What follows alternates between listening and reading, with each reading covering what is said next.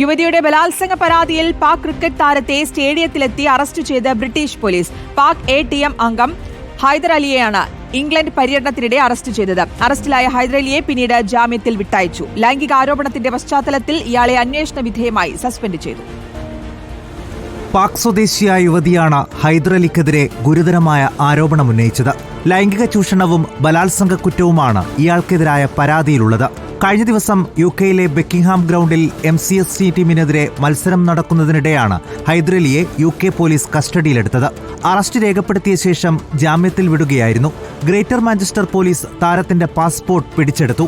കേസിനെക്കുറിച്ചും അന്വേഷണം നടക്കുന്നതിനെക്കുറിച്ചും പാക് ക്രിക്കറ്റ് ബോർഡിനെ നേരത്തെ തന്നെ അറിയിച്ചിരുന്നു.